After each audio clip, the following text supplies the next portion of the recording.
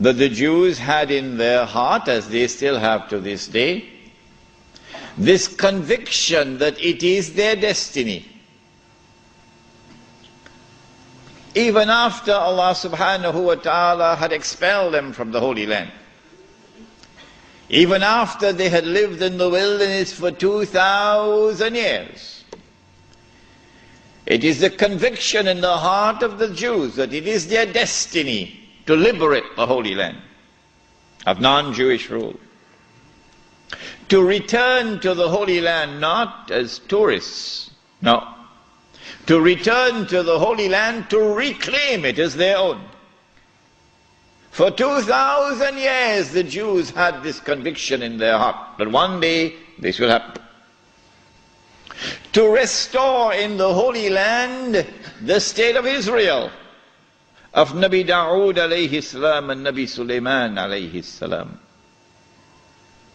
And that the golden age will come back one more time. The golden age, when that state of Israel, of Nabi Dawood alayhi salam and Nabi Sulaiman alayhi salam, was the ruling state in the world. That age will come back one more time. And so the state of Israel, when it is restored, will eventually become the ruling state in the world. This was the conviction of the Jews. You and I, from the Quran and from the Sunnah, from the Ahadith of the Prophet ﷺ, we would know about the magnificent deception of Al-Masih al-Dajjal, who liberates the Holy Land in 1919, liberates the Holy Land of non-Jewish rule, who brings the Jews back to the Holy Land, not as tourists, but to reclaim it as their own, between 1919 and 1948, who restores a state of Israel in the Holy Land in 1948, and convinces the one-eyed Jews that this is the Israel of Nabi Dawood alayhi salam and Nabi Sulaiman alayhi salam. But of course it is not, it is an impostor. But they accept it and they embrace it. And that this Israel is about to become the ruling state in the world, replacing the United States of America. Those who differ with me, who say, well, we never read this in our books, where did he get this from? This must be false. My answer to them is just wait and see. Just wait and see. If this is to be accomplished, and the golden age of the Jews is to return one more time, and they are to rule the world, how will they do it? They will need globalization to bring all of mankind together as one global society. And they need to demolish the Ottoman Islamic Empire, which stands in their way. And they will have to demolish the institution of the Califat, which is the head of Islam. If you can cut off the head, then you can paralyze the body. And so the attack is now launched to cut off the head, the Khilafah. If you can cut off the head, then you can paralyze the body. And so the attack is now launched to cut off the head, the Khilafah.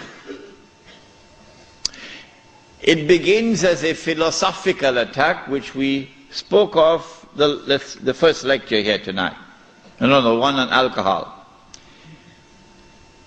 And that is that you use I'm going to use a long word now, you use an epistemology, that knowledge comes only from external observation and rational inquiry, to take mankind to materialism. But there is no reality beyond material reality.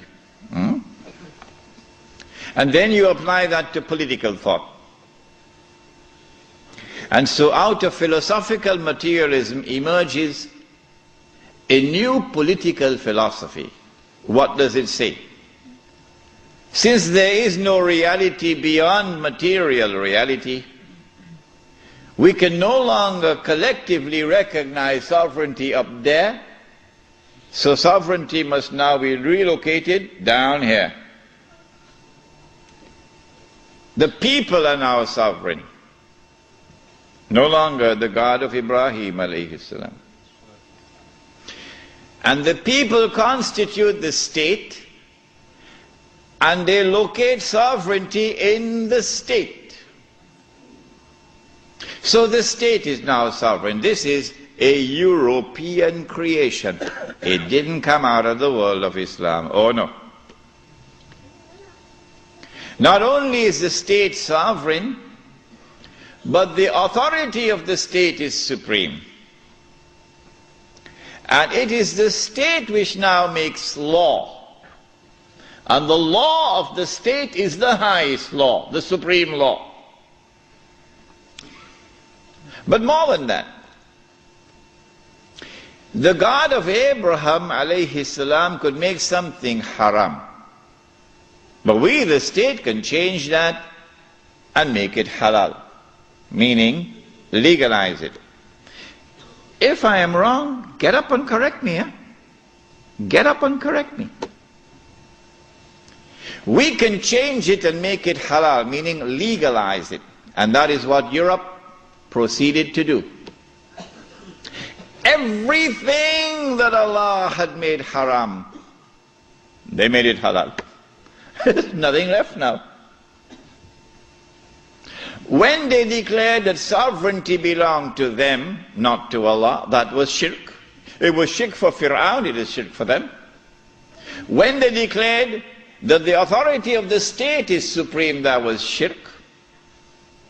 When they declared in Articles 24 and 25 of the Charter of the United Nations Organization, which I believe the Republic of Iran has not read as yet.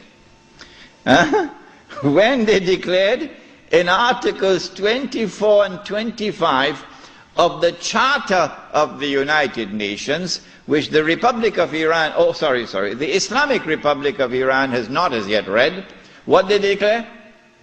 That the authority of the Supreme Council of the United Nations, is that what it's called? Security Council, Security Council. That the Security Council of the United Nations is vested with supreme authority in the world, in all matters pertaining to international peace and security. That was shirk. When they declared that the law of the secular state is the highest law, that was shirk. And when they declared halal what Allah made haram, meaning when they legalized what Allah made haram, that was shirk. Surah At-Tawbah of the Quran, بعد أعوذ بالله من الشيطان الرجيم اتخذوا أحبارهم ورهبانهم أربابا من دون الله. They took their priests and their rabbis as arbab, lords and gods beside Allah. وَالْمَسِيحَ ابْنَ مَرْيَمَ, and they did the same thing with the Messiah, the son of Mary. وَمَا أُمِرُوا إِلَّا يَعْبُدُوا إِلَهًا وَاحِدًا, but they had not been commanded other than to worship one God. لَا إِلَهَ إِلَّا هُ, there is no God beside him. Subhanahu, glory be to him. عَمَّا يُشْرِكُونَ, far removed is he from this act of shirk, taking your priests and your rabbis as gods and lords beside Allah. Shirk, says Allah. A man came to the Prophet ﷺ and said, O Messenger of Allah, but the Christians do not worship their priests, and the Jews do not worship their rabbis. How could Allah say so? To which the Prophet ﷺ replied, and he said, did they not make halal what Allah had made haram? That is their shirk. My question tonight, Lakemba, is this. If the priest and the rabbi make halal what Allah made haram, and that is shirk, then if the government does the same thing, would it not be shirk? You're very quiet tonight, aren't you, Lakemba? Yeah?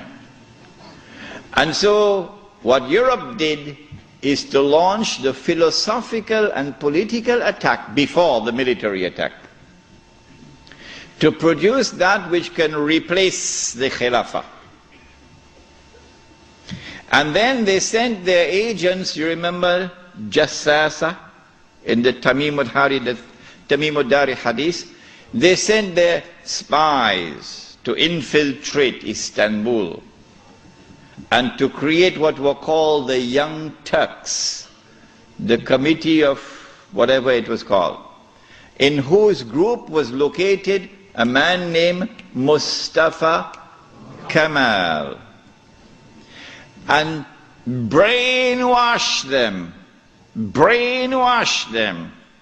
into absorbing and imbibing and accepting the new political secularism which emerged out of Europe.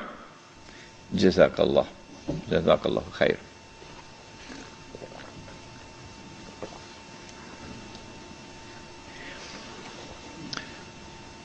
Then came the actual military attack. In 1897, Europeans who dressed up themselves in the clothing of Jews, remember they are Europeans who are parading as Jews, okay? They're called European Jews, but they're essentially Europeans. Judaism is only a camouflage. These people established the Zionist movement. The stage was now set. The countdown has begun for the Jews to strike. After waiting for almost 2,000 years, they are now ready to strike to achieve their long-held objective of bringing back the Golden Age. Centuries before this, they had struck at Europe. And over a period of almost 300 to 400 years, they had transformed Europe from a civilization based on faith in Christianity to a new, essentially godless civilization. Having done that, they are now ready to strike when they create the Zionist movement. Allah subhanahu wa ta'ala now unveils the mother of all signs for those who have eyes to see. But most of mankind have eyes. Lahum a'yunun la yubsiruna biha. Most of mankind, they have eyes but they don't see. They have ears but they don't hear. They have hearts but they don't understand. Ulaika kal an'am. Allah says of such people, they're just like cattle. What is the sign? The sign is the recovery of the body of Fir'aun. Yes. We will deal with this subject inshallah on Monday night. The body of Fir'aun is rediscovered just about the time that the Zionist movement is established. At about the same time also, strange thing happens to the European Jew. He's not just making money through lending money on interest. No. The European Jew gets a windfall. A massive amount of wealth now comes his way. How? The hadith was that the earth would yield up its treasures to Dajjal. A child was playing, a black child, was playing in a village in South Africa.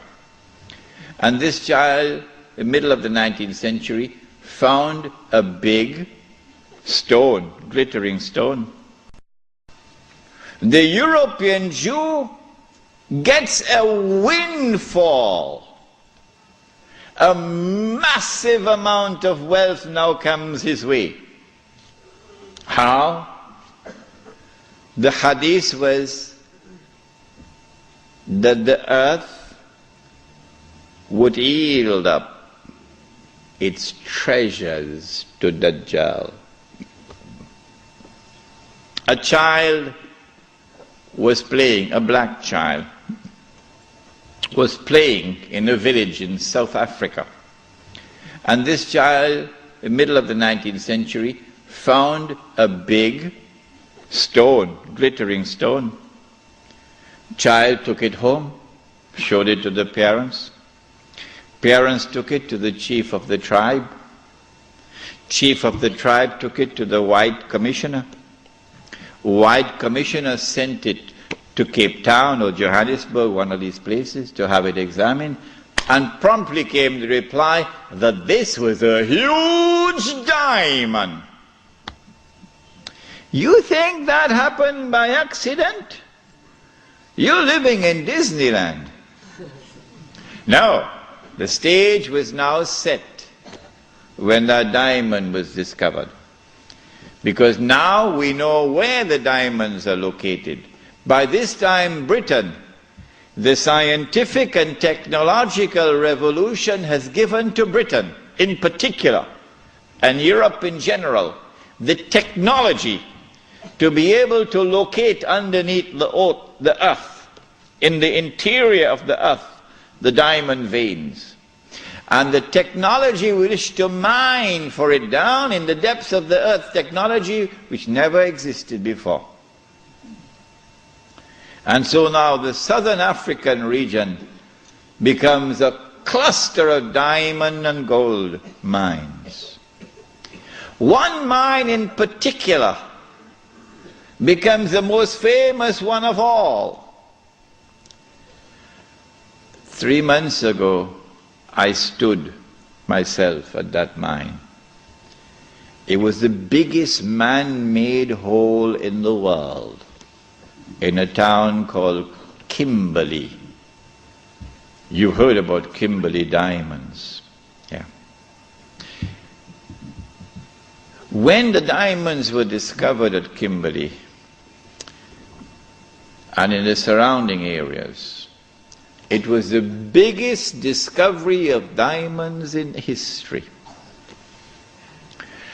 And I would suggest to you who are young and who have a thirst for knowledge, go study this part of history, because tonight we have limited time.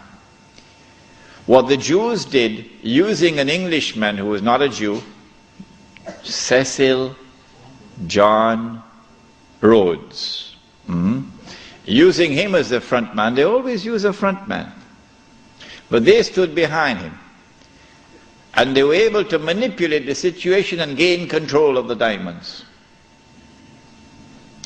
The De Beers Consolidated Diamond Company emerged and taking control of the diamonds. And the Rothschild family in Europe finances now the mining operations. And the bulk of the wealth which now emerges out of South Africa land up in the hands of the Jews. In 1914, the Kimberley mine was closed down because it had yielded all that it could yield. The rest that now remained was just chicken feed. So they closed it down in 1914. When I went to that diamond mine in Kimberley, there were wheelbarrows filled with plastic cubes to show you, give you an estimate of how many diamonds came out of this diamond mine. There were 5 huge barrows filled, brim, heaping with these plastic cubes. That's how many diamonds they got. And these were sold in the market, the international market, at the premium price, because they cornered the market through the consolidated De Beers, to establish a monopoly to ensure that the price would not come down. The Prophet ﷺ cursed that. When Kimberley was closed down in 1914, the European Jew now had amassed the maximum wealth he could amass at that period of time. This is just about 17 years after the Zionist movement was established. Within these 17 years, Dajjal had struck and had delivered to the European Jew this massive windfall of wealth. And so now they are ready, in 1914, to move to the next stage. The philosophical and political systems already in place, and now the military attack. To destroy the Khilafah, you'll have to destroy the Ottoman Empire. And you cannot destroy the Ottoman Empire with 5,000 Jews in an army. You need a world war to destroy the Ottoman Empire. That's a tall order. So what you do is you plan a conspiracy. And you stay behind so that your fingerprints are not on the crime. In other words, you plan a September the 11th. Huh? The attack took place in the summer of 1914 when the Grand Duke Franz Ferdinand was assassinated in Sarajevo. In the summer of 1914 there were 6 major powers in Europe. And there was one dark horse across the Atlantic. No one knew how fast it could run because it had never run in a race so far. One dark horse across the Atlantic. And 6 major powers in Europe. They were number 1, Russia, France, Britain, Germany, Austria, Hungary. That's 5. What's number 6? Turkey. Ottoman Islamic Empire. Ain't no Turkey as yet. Ottoman Islamic Empire. These are the 6 major powers. How can you bring about a world war which would result in the dismantling of the Ottoman Islamic Empire? You've got to do some good planning to do this one. When they attacked and assassinated the Grand Duke Franz Ferdinand, they left footprints which led to Russia. As on September 11th, they left footprints which led to Al-Qaeda and Saudi Arabia. Huh? The reason why, I forgot to mention this last night, the reason why they put so many Saudis on board the aeroplanes. You remember I told you about the Saudi who went to his government? He says, listen, I've heard in the newspapers and on CNN that I'm dead.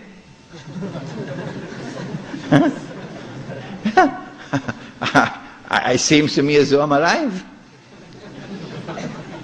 What they had done was to hijack his identity and put it on board the plane. I forgot to mention to you last night why they had put so many Saudis. The reason for this is to attack the client relationship, the friendly relations between the United States and the government of Saudi Arabia. If you can replace this with a new relationship of mistrust and hatred and enmity, it'll now facilitate the Jews when they launch their big war to take control of the Saudi oil, which is about to happen. This is why they put so many Saudis on board the aeroplanes. Good. They left footprints which led to Russia. And so Austria-Hungary had no option but to declare war on Russia. But Britain and France already had a treaty, a defense treaty with Russia. The Secretary of State, the Foreign Minister in Britain, was a Jew. And so Britain and France now had to declare war in favor of Russia against Austria-Hungary. But Germany has the same racial ties with Austria-Hungary, so Germany is now forced to enter the war on the side of Austria-Hungary. So they have succeeded. Whoever planned that assassination has succeeded in bringing all these powers now in Europe into a state of war. All that is left now is what they call the sick man of Europe. Who is that? Ottoman Islamic Empire. The Khalifa in Istanbul does not want to enter the war. He knows how weak the Ottoman army is in terms of military technology.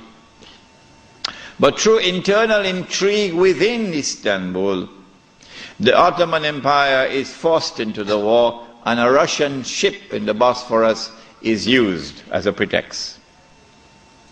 Once the war started, that massive wealth which the Jews had accumulated is now going to be used strategically for the purpose of influencing the direction of the war to get the prize that the Jews want. What is that prize?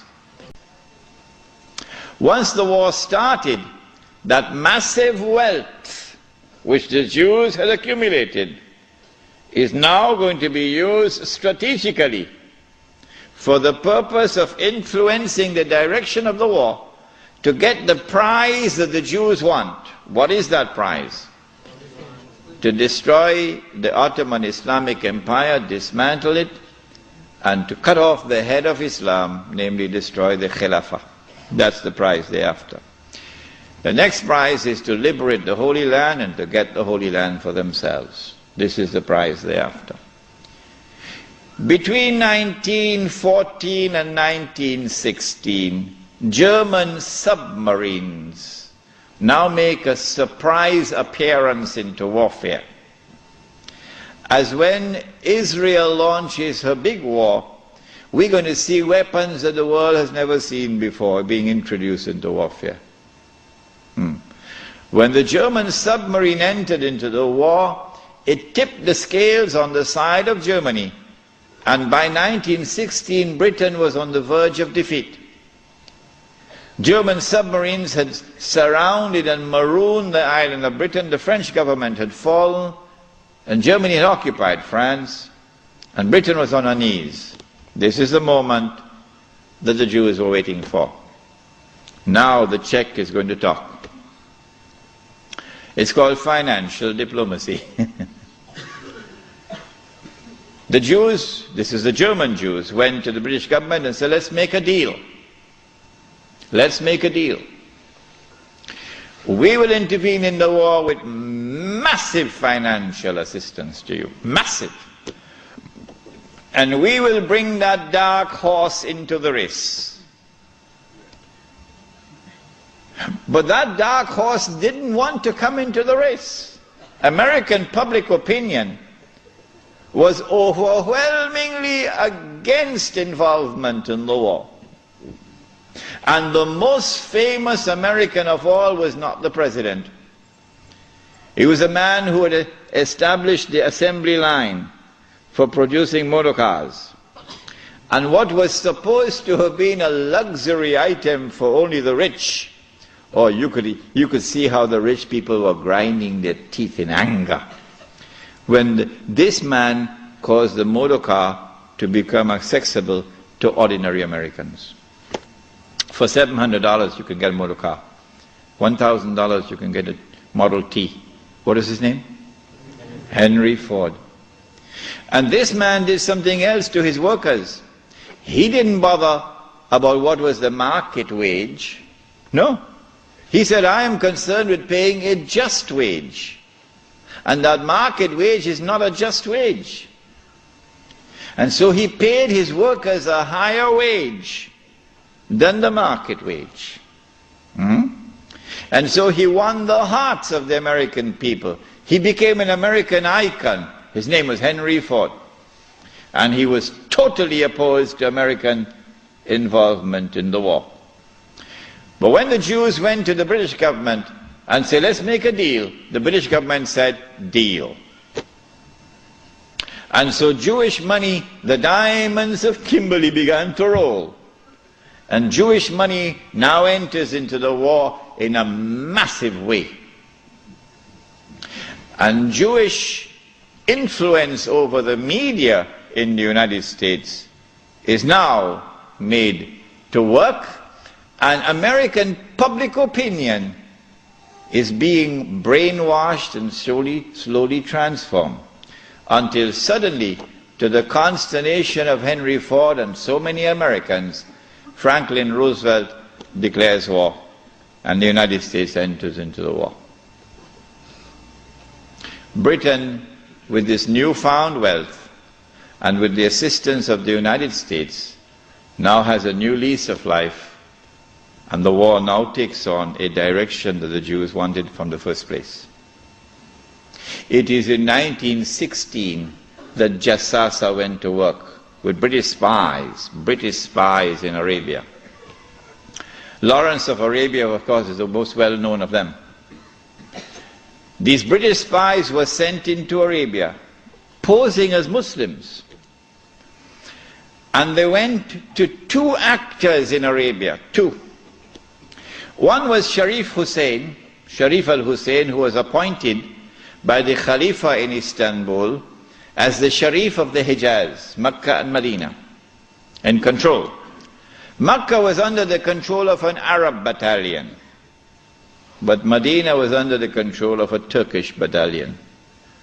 And I wish I could understand why the Khalifa insisted on the Turkish battalion under the leadership of Fakhri Pasha to defend Medina. I don't know why. So when the British spies went to Hussein, they offered him the moon. They offered him the moon. We will liberate the land of the hated Ottoman Turks, and we will give you independence and freedom, and you will now become the king of the Arabs. Remember, Britain is not talking about Khilafah. No, we'll make you the king of the Arabs. And we also prepared to offer you a little, you know what, just £7 million. Huh? £7 million at that time is what Bill Gates has now.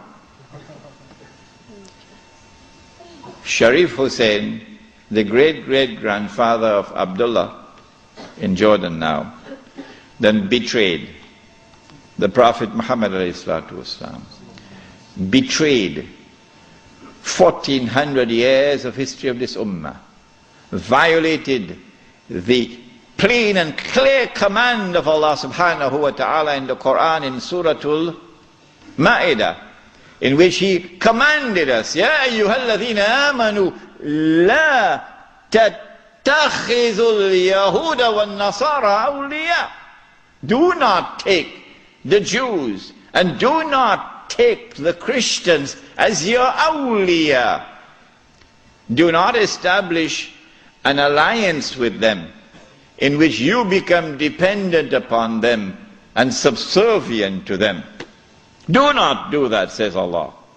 بَعْدُهُمْ أَوْلِيَاءُ بَعْضٍ. They are protecting friends of each other. وَمَنْ يَتَوَلَّهُمْ مِنْكُمْ فَإِنَّهُ مِنْهُمْ. Whosoever from amongst you turn to them for that kind of an alliance, you no longer belong to this ummah, you've now joined them.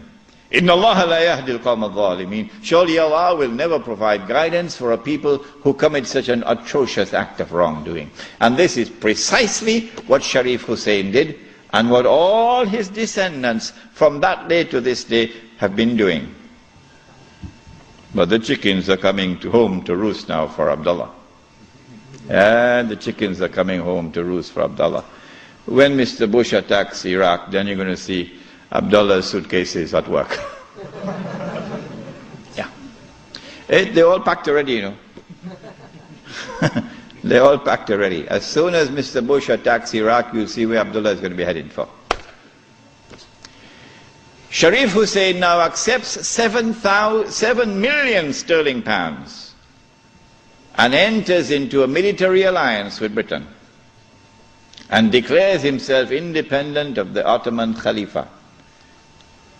Once the Khilafah in Istanbul had lost control of Mecca and Medina, had lost control of the Haramain, had lost control of the Hajj, you pull the carpet, you pull the rug from underneath the feet of the Khalifa. His Khilafah is now losing legitimacy. Can anyone be Khalifa Can you appoint a Khalifa here in downtown Lakemba? Can Mullah Umar have been recognized as the Khalifa? No, why not? Because when the Hajj comes, Amirul Mu'mineen Mullah Umar will have to apply for a Saudi visa to perform the Hajj. Huh? And if the Saudis reject the visa, the Khalifa can't perform the Hajj. Alright? And so the British calculated, if we can wrest control of the Haramain and the Hajj away from the Khalifa in Istanbul, then the legitimacy of his Khilafah will begin to crumble. And so this was 1916. The British spies then went to the second actor in the Arabian Peninsula. I mean, Britain has a PhD in deception. If you want to destroy the Khilafah, okay, you have to make sure that it cannot be restored. How can you take the entire world of Islam with so many ulama and ensure that not only is the Khilafah destroyed, but it cannot be restored? That's a tall order. How to do it? How to do it? The answer is, you not only have to liberate the Haramain from the control of the Khalifa in Istanbul, but you have to put it in the control of those who will not themselves claim the Khilafah and will not allow anyone else to claim the Khilafah. And so long as these people keep control of the Haramain and the Hajj, the Khilafah can never be restored. Simple, isn't it? Simple, isn't it?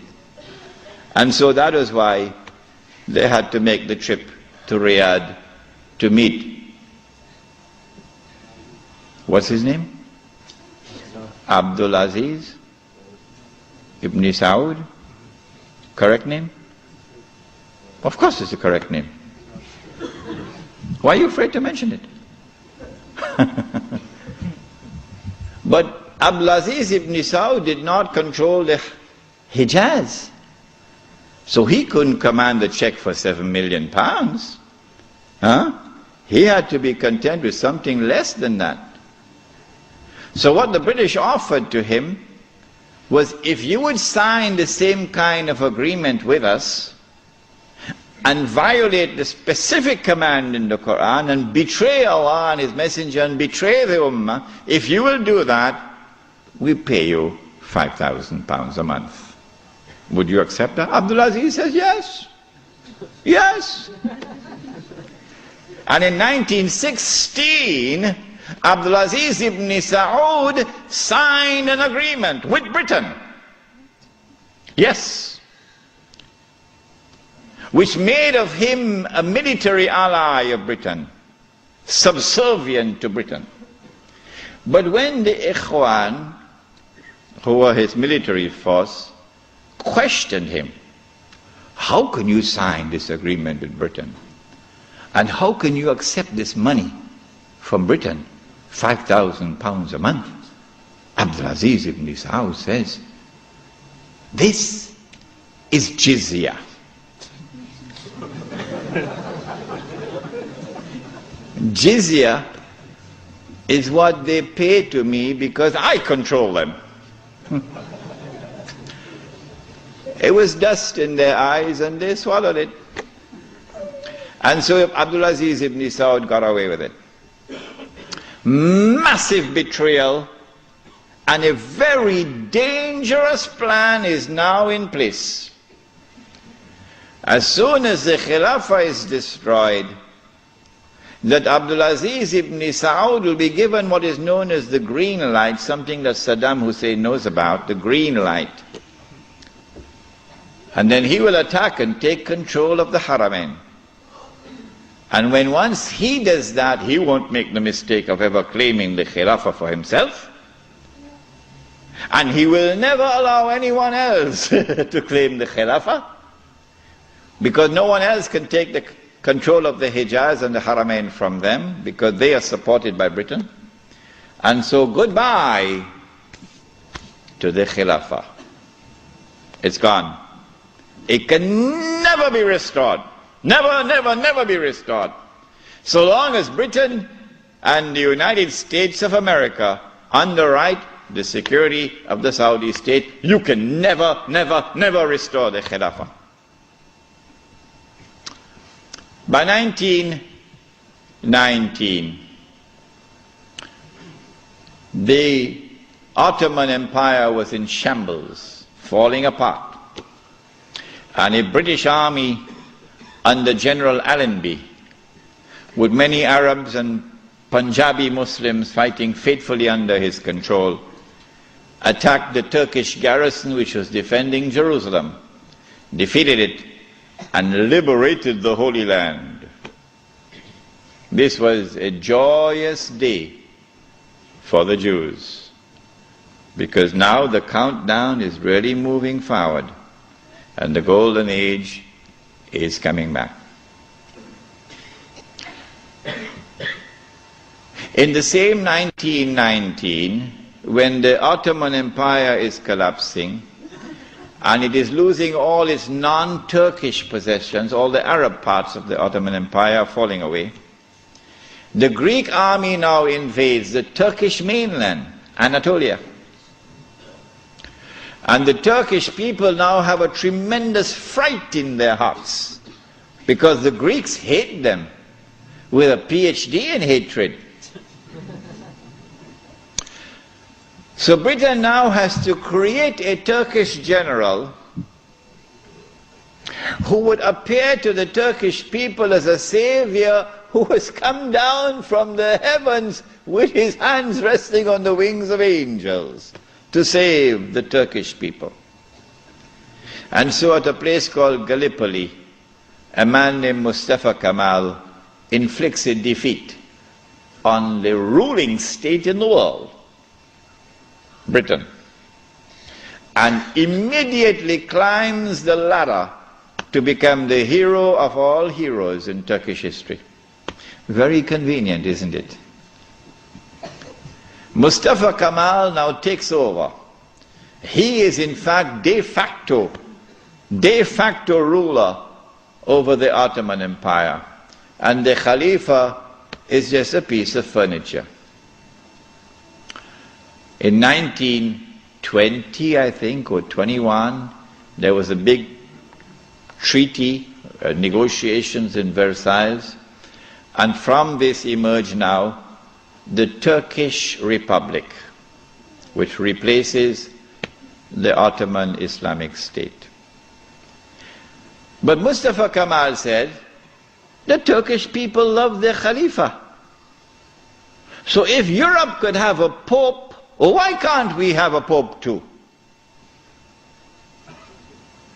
This was simplistic thinking on the part of Mustafa Kemal. If the Europeans could have a pope, well, so too can we. So the new Turkish government of Mustafa Kemal decided to take the Khilafah and remove from it all political authority and make the Khalifa the equivalent of the Pope. This was 1922. And things were going fine for him. Turkish people were happy. Khilafah is still there. And the leadership of the revolution in Turkey were very happy because we have a secular state now, modeled after the European state. But in 1924, on the 3rd of March, suddenly Britain demanded, of course this is secret, they won't reveal it, Britain demanded of Mustafa Kemal that he must abolish the Khilafah. The demand came from Britain. And on the 3rd of March 1924, the Turkish Republic abolished the Khilafah. The question we have to ask is, why did they do it when there was no need to do it? Nothing. It represented no threat whatsoever to the secular Turkish Republic. The answer for the abolition of the Khilafah on the 3rd of March 1924 is located in a place called India. But even the Indian scholars of Islam are not aware of it. Even they are not aware of it.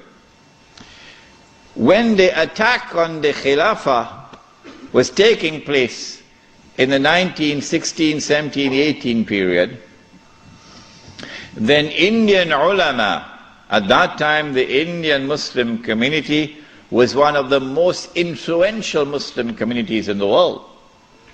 And the Indian Muslim community was led by leaders who knew Islam and lived Islam. Men like Maulana Muhammad Ali Jawhar, Maulana Shaukat Ali, Maulana Sayyid Sulaiman Nadwi, Mufti Kifayatullah, men who knew Islam and lived Islam. And they wanted to get rid of British imperial rule in India. So that when they got rid of the British, they could restore Islamic rule over Muslims. That's all they wanted. Get rid of the British and restore Islamic rule over Muslims. And they realized that they could mobilize the Muslim masses of India over this issue of the Khilafah, because everybody loved the Khilafah.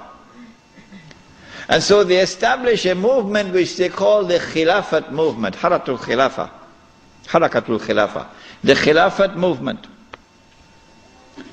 When they established the Khilafat movement and it began to mobilize the Muslim masses, the body which was sleeping is now waking up for revolutionary struggle to preserve the Khilafah in Istanbul. The leader of the Hindus realized, but wait a minute, the Muslims want the same thing that we want. The leader of the Hindus realized, but wait a minute, the Muslims want the same thing that we want. We also want, the Hindus, we want to get rid of the British, and we want to restore Hindu rule over the Hindus. So there's a conversion of interest here. So Gandhi, who later became known as Mahatma Gandhi, Gandhi approached the leadership of the Khilafat movement and he said to them, listen, the same thing you want, the same thing I want. So why don't we join forces? Will you allow me to join the Khilafat movement? And guess what the leadership of the Indian Muslims did? It was revolutionary theory on their part, and we praise them tonight. They admitted, they accepted the offer of Gandhi, and they formed an alliance. And so the Khilafat movement in India now became a Hindu-Muslim alliance for the purpose of getting rid of British rule. And then that would replace, that which would replace British rule would be Islamic rule over Muslims and Hindu rule over Hindus. This constituted the most dangerous of all threats that Western civilization have ever experienced in its entire period of colonization of mankind. This Khilafat movement. Because the Western objective was to demolish every existing state structure in the world and replace it with the secular state. So that eventually the secular state could be brought under the umbrella of a League of Nations and eventually a United Nations, and this would be political globalization at work. If the Khilafat movement were to succeed, then one of the most important communities in the world, the Indian Muslims, will escape. Because when the British withdrew, Muslims will be ruled by Islam and Hindus will be ruled by Hinduism.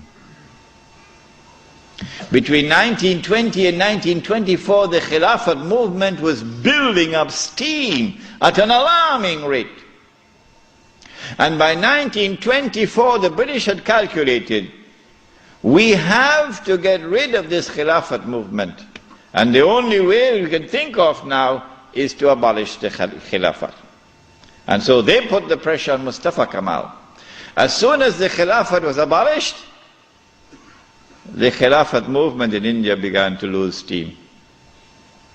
In the same year that it was abolished in 1924, in that same year, the secularly minded British, in Indian language they call it chamcha, the stooges of the British in India, the brown-skinned Englishmen parading as Muslims, of whom the prince of them all was the grandfather of the present Aga Khan, Karim Aga Khan's grandfather. They now restore an organization called the All India Muslim League. The All India Muslim League is led by men who don't know Islam and don't live Islam.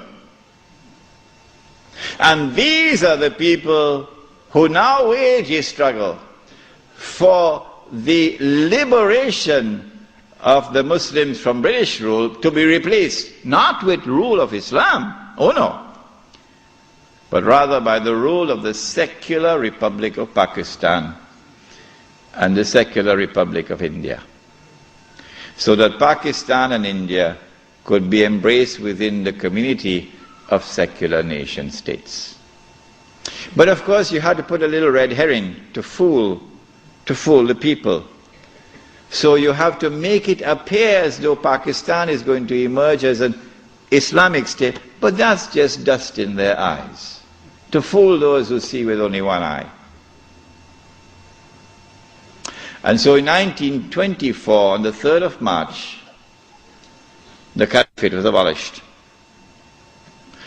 When the Caliphate was abolished, Sharif al-Hussain realized that he was in grave danger now.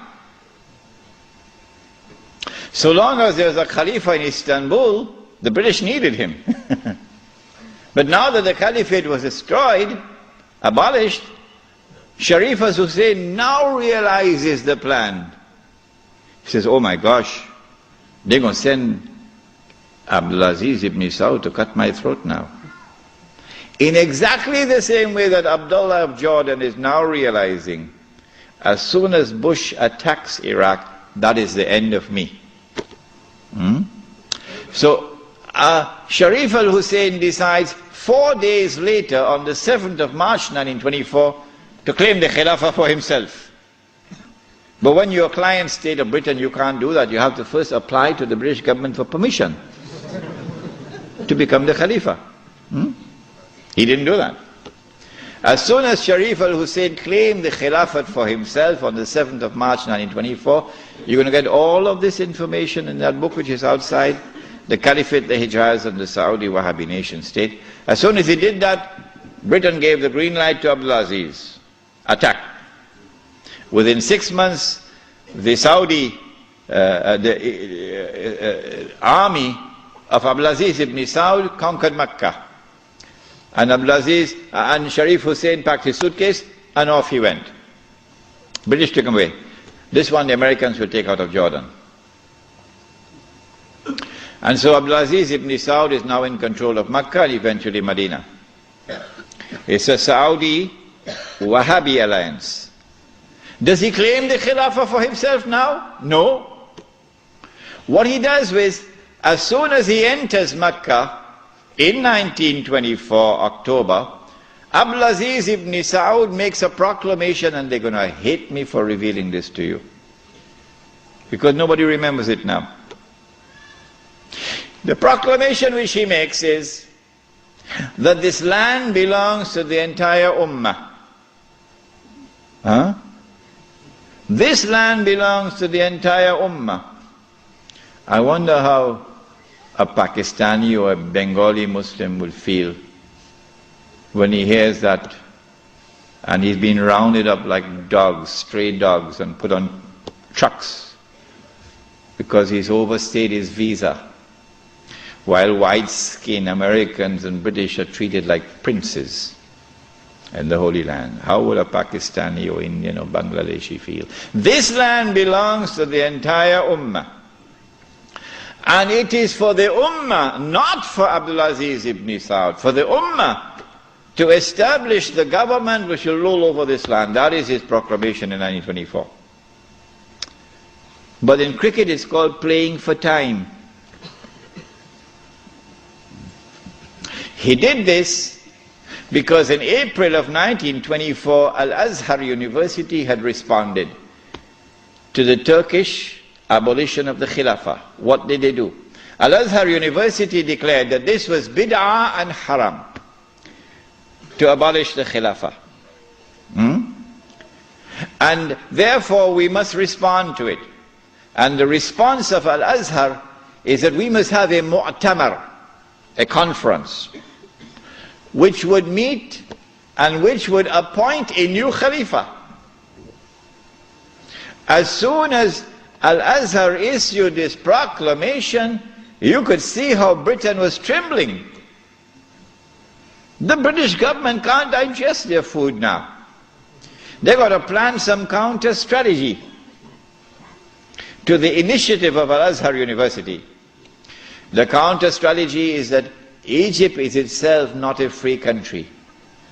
It may appear free, but Britain really has control over Egypt. So Britain puts pressure on King Fuad, the father of King Farouk. You're too old to hear about, you're too young to know about this. And King Fuad is now putting pressure on Al-Azhar to hold back on this conference.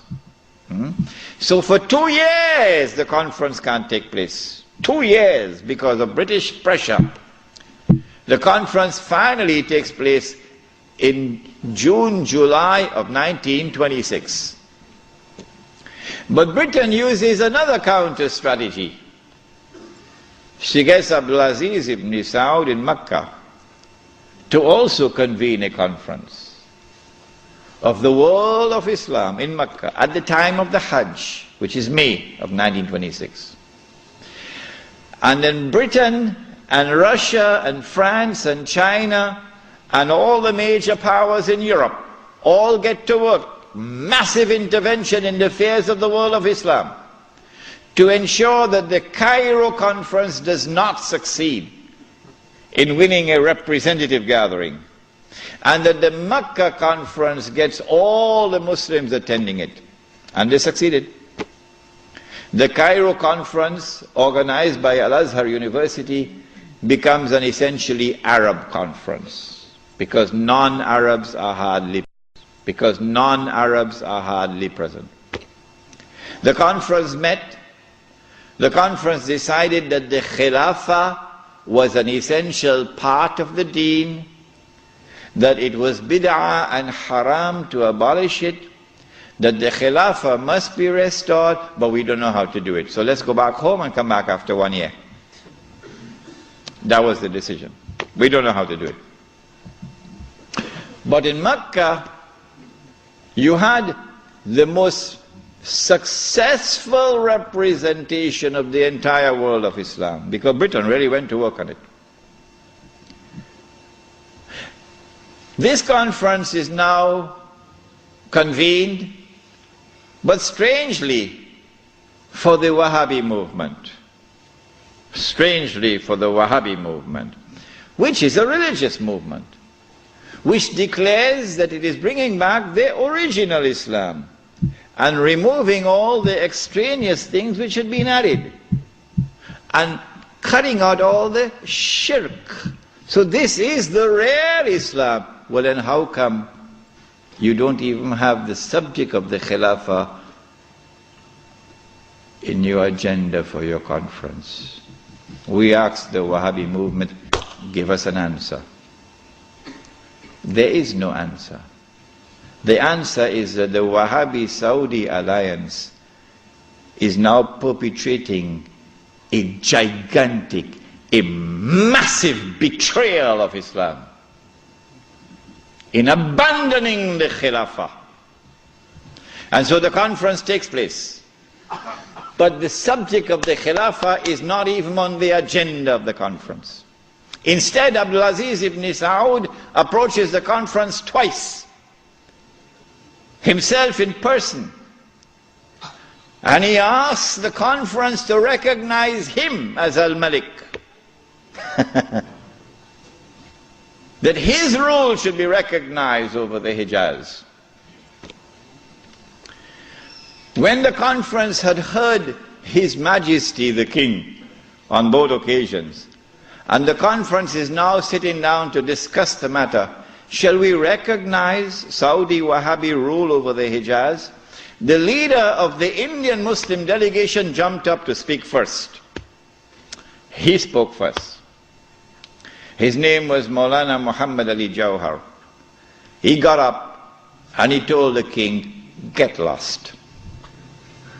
We'll never do that. As soon as the leadership of the Indian Muslim delegation had established its position of rejecting the claim of the Saudi Wahhabi leadership for sovereignty and control over the Hijaz, the rest of the delegates couldn't say, That was the power of a man who knew Islam and lived Islam. And so the conference ended without giving to the Saudi Wahhabi rule over the Hijaz recognition. They decided that they'll meet every year, but that was the last time they ever met. This then was the response of the world of Islam to the abolition of the Khilafah. In 1930, I think, or 31, Hajj Amin al-Hussain in Jerusalem felt that the ominous advance of the Jews in the Holy Land required a response from the world of Islam. So he sought to reconvene the conference in Jerusalem. But it was a new conference. It gave it a new name in 1930 or 31. They call it the Al-Aqsa Conference, or the Mu'tamar al-Am. And this conference also met in 1930-31, but you're meeting to establish Darul Islam in a territory which is under British rule. Nothing could be more foolish than that. How can you restore Darul Islam when you're meeting in a territory which is under British rule? And you have to get permission from the British government to hold your conference. So the conference ended without being able to do anything about it. Since then to this day, there has been no effort, no significant effort on the part of the world of Islam to restore the Khilafah. Why? Simple.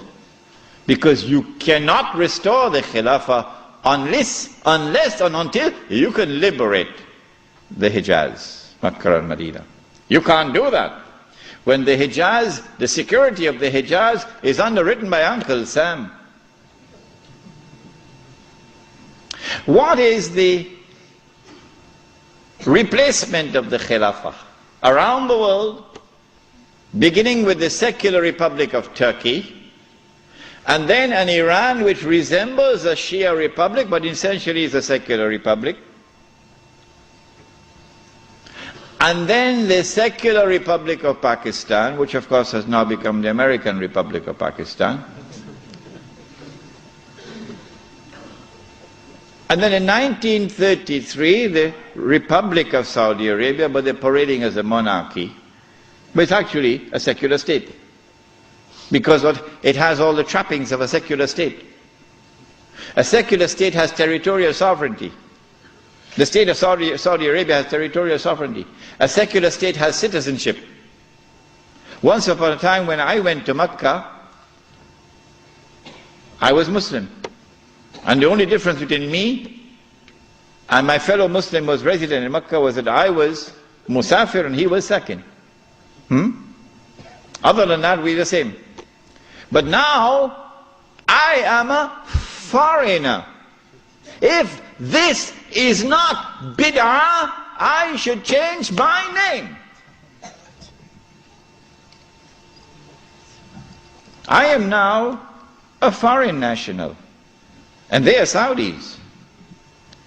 And all the oil that Dajjal discovered underneath the soil belongs to them. They own it. So what about Abdulaziz ibn Saud's proclamation that this entire land belongs to the world of Islam. That's forgotten. That's why they hate me for reminding you of these things. The entire world is now embraced, the entire world of Islam is now embraced by the modern secular state. Now let me say to you before I leave Australia, any Muslim, whenever I talk on two subjects, a lot of people now begin to behave strangely towards me.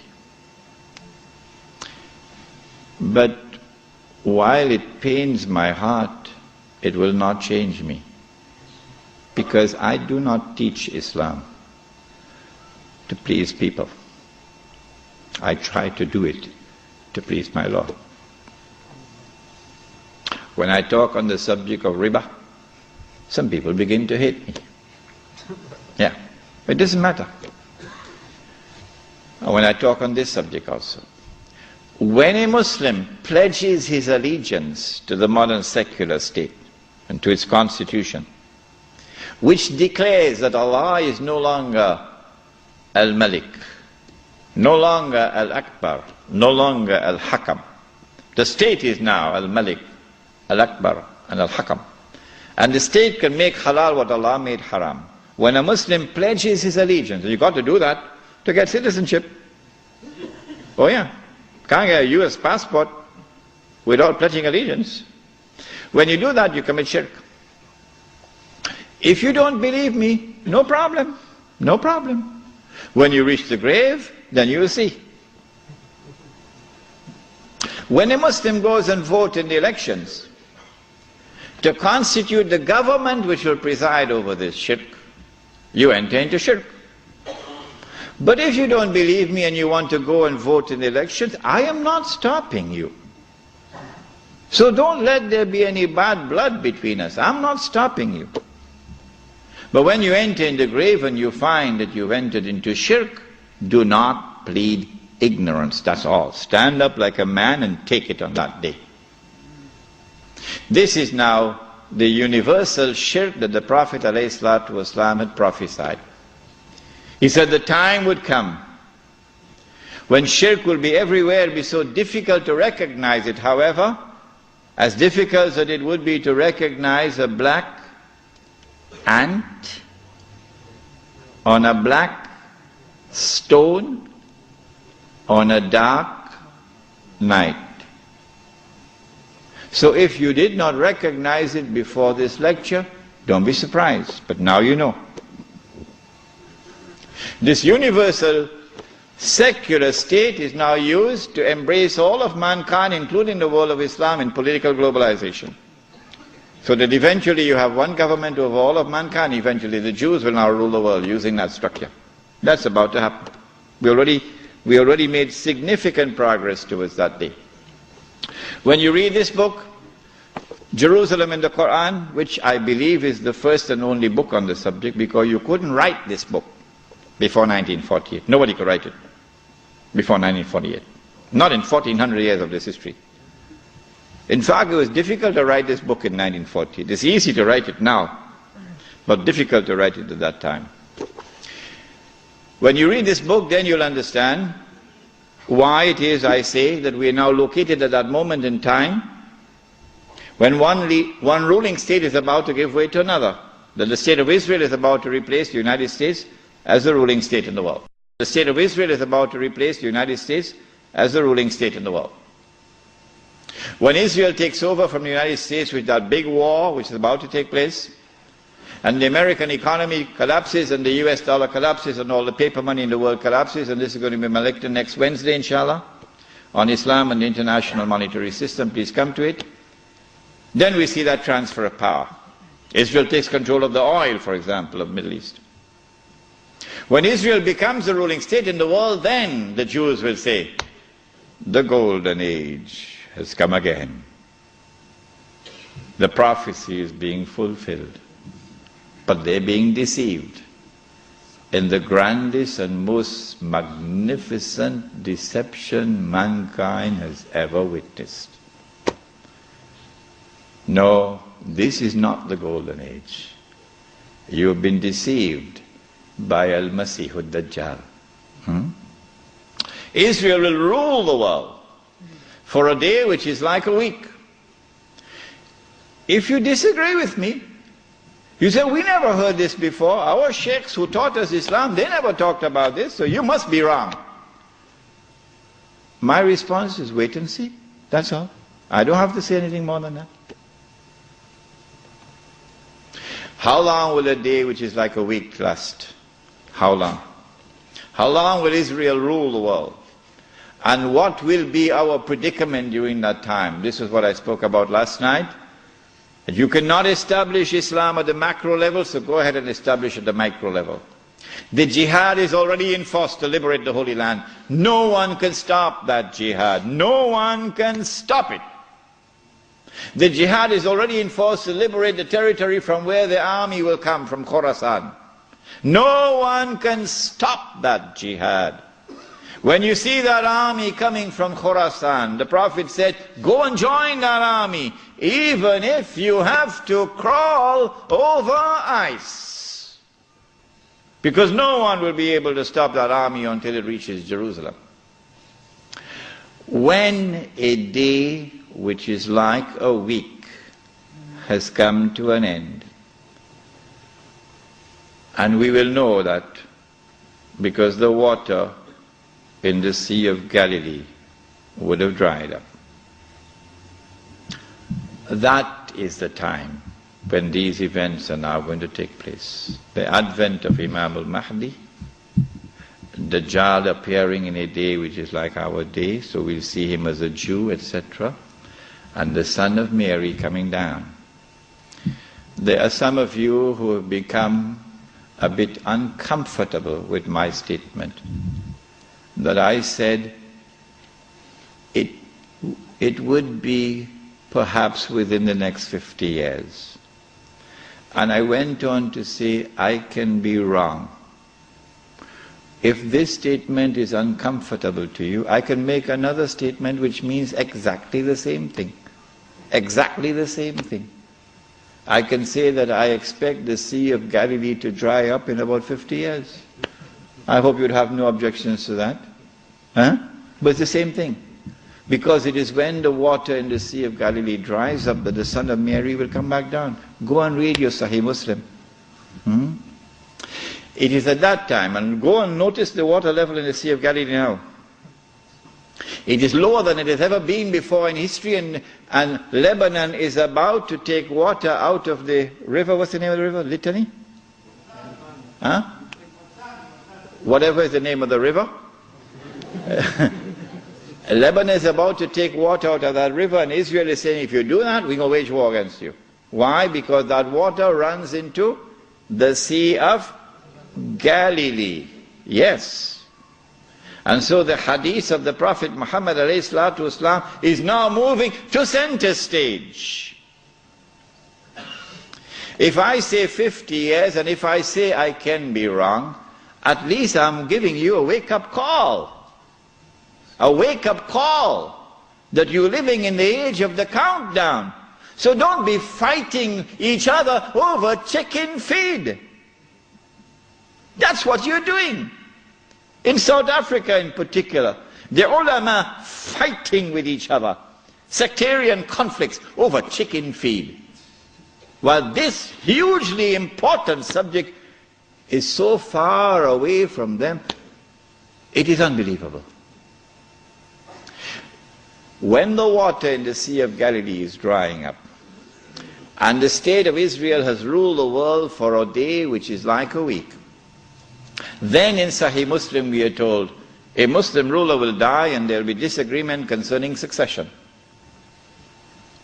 And then a man is going to come out of Mecca. His name will be my name and his father's name will be my father's name, said the Prophet ﷺ. He'll have a broad forehead and a large nose. And he'll be known as Al-Mahdi. And he'll hurry from Medina to Mecca. As he approaches Mecca, people are going to come out to him, so this has to be a well-known person. Not some obscure non-entity, a well-known person. When the people of Mecca come out to him, they'll force him to accept the bay'ah. the oath of allegiance which legitimizes the leadership of the Amir al-Mu'mineen, bay'ah. He will accept the bay'ah at the Kaaba and then proclaim himself to be al-Mahdi.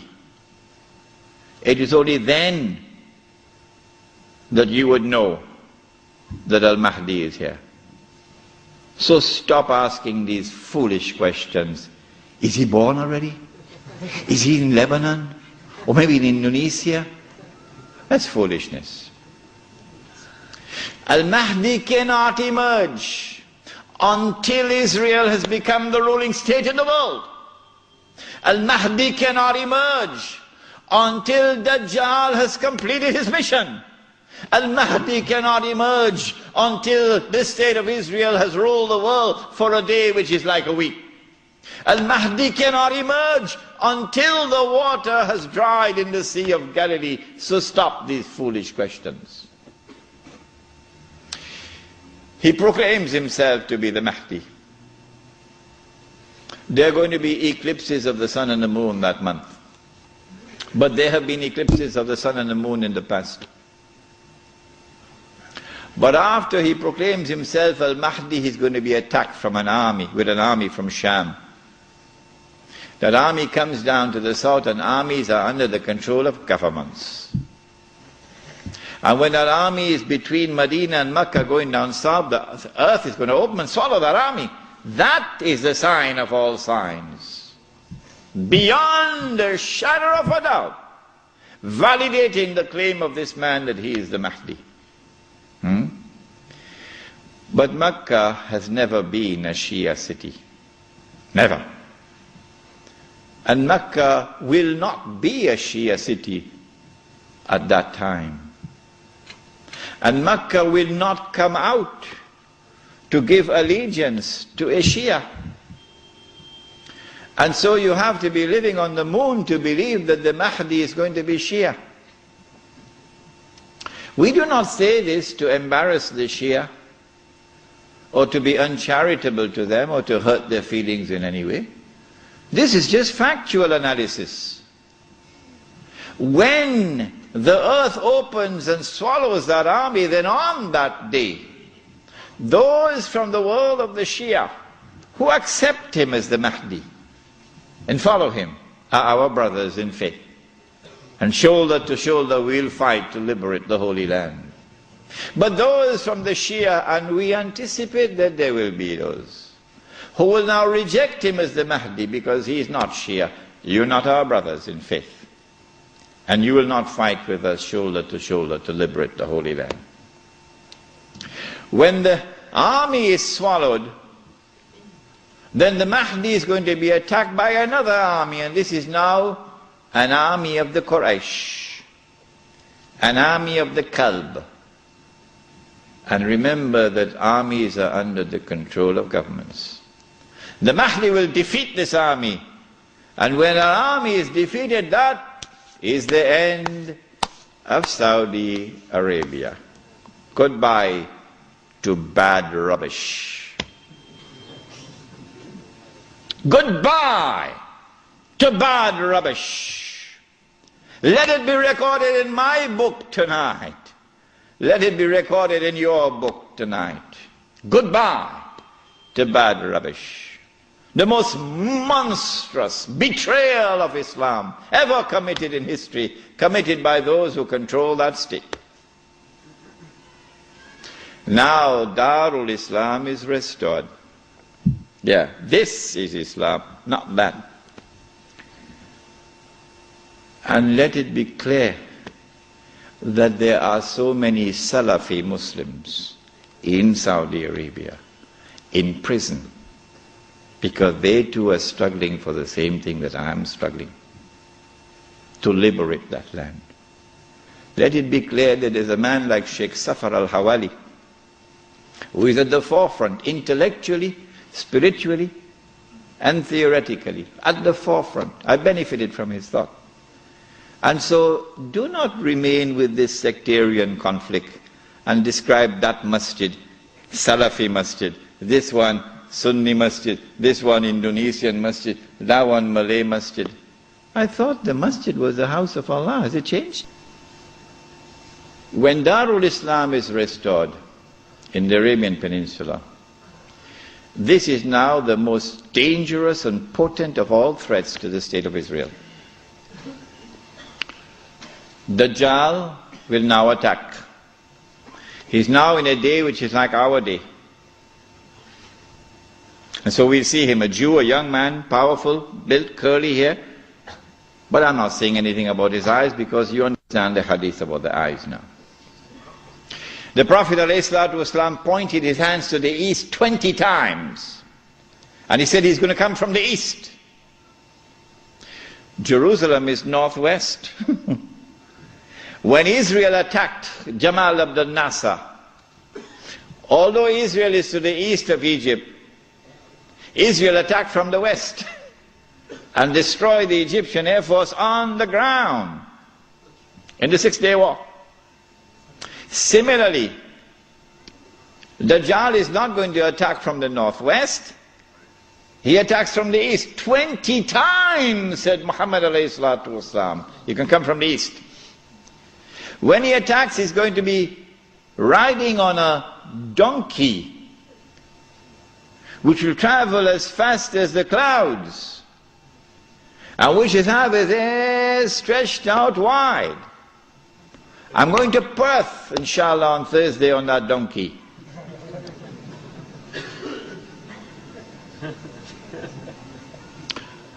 And so, we're talking about fighter aircraft. And east of Medina and Mecca is the Saudi Air Force Base, which is now also an American Air Force Base in Dhahran. As they attack Mecca and Medina, the angels defend Mecca and Medina. This is there in Sahih Muslim. And the attack is diverted to Damascus. And then the confrontation takes place. Dajjal is outside and the Imam is inside the masjid. And now history repeats itself. The Jews are rubbing their hands. We got them now. There's no escape. We got them. We have them in our sights now. As someone else was rubbing his hands, as his army was approaching them, and in front of them was the sea, and behind them is the army, and they're rubbing their hands. We got them now. Who was he? Fir'aun. And so history repeats itself. But at the last moment, Allah subhanahu wa ta'ala says to Musa alayhi salam, take your rod and strike the water. And then the divine intervention took place, the miracle. And the believers were saved.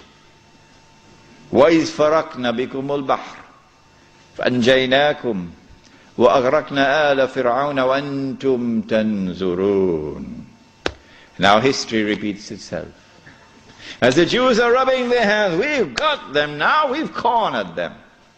At that last moment, history repeats itself. The son of Mary comes down with his hands resting on the wings of two angels. The first time he came, Allah raised a man. And when the Messiah came, he came in front of that man. And that man said, here he is, this is the man you've been waiting for, this is the Messiah. Who was that man? Yahya alayhi salam. So this is a divine method for positive identification. But now history repeats itself. The divine method of positive identification is repeated. As the son of Mary comes down in the masjid, Imam al-Mahdi says, here he is, this is the son of Mary. And history repeats itself. May Allah forgive Ibn Khaldun. And then the son of Mary responds, identifies himself. Imam asks him, you lead the salat. He says, no, you are the Imam, you lead. After the salat, then the confrontation takes place between the false Messiah and the true Messiah. And the false Messiah is killed, And then Gog and Magog are destroyed. The Sea of Galilee is dry. And after Gog and Magog are destroyed and Dajjal is killed, now the state of Israel is without any support. Now it's going to be a level battlefield. A level battlefield. I may be wrong, but I suspect that there's going to be a massive collapse of the world of modern technology. I suspect that. And so horses are now going to be used once again. Yeah. The army now comes out of Khorasan, and that army attacks and destroys the state of Israel. The first time it was a Babylonian army. The second time it was a Roman army. And after the Roman army destroyed them and threw them out of the land, Allah said, وَإِنْ عُدْتُمْ عُدْنَا وَإِنْ عُدْتُمْ عُدْنَا. If you return with your fasad, we will return with our punishment. They return with their fasad. It's happening now before your eyes. And so Allah returns with His punishment. وَإِنْ عُدْتُمْ عُدْنَا. And so now the Muslim army destroys the state of Israel. It is at this time that the Prophet said, alayhi salatu wasalam, the hadith in Sahih Bukhari, Sahih Muslim, you will know who is the true leader amongst the Muslims today. Because you'll not be afraid to quote this hadith. And you will know those who betray Islam, because they will never quote this hadith. Never. They'll lose their jobs. لَتُقَاتِلُنَّ الْيَهُودِ وَلَتَقْتُلُنَّهُمْ حَتَّى يَقُولُ الْحَجَرُ يَا مُسْلِمْ هَذَا يَهُودِيٌّ وَرَائِي فَتَعَالَ فَاقْتُلْ. If you're 17 years of age tonight, this is music in your heart. Yeah. If the beard is grey, well, things are not the same anymore. You will most certainly fight the Jews. And you will most certainly kill them. And at that time the stones will speak. Muslim, there's a Jew hiding behind me. Come and kill him. And so the Holy Land is liberated. This ends the subject of Imam al-Mahdi and the return of the Khilafah. What happens after that we'll pick up in our subject on Jerusalem in the Quran, which will be on Monday night. What I'd like you to do is, if you have any questions, please write them very quickly. We have paper?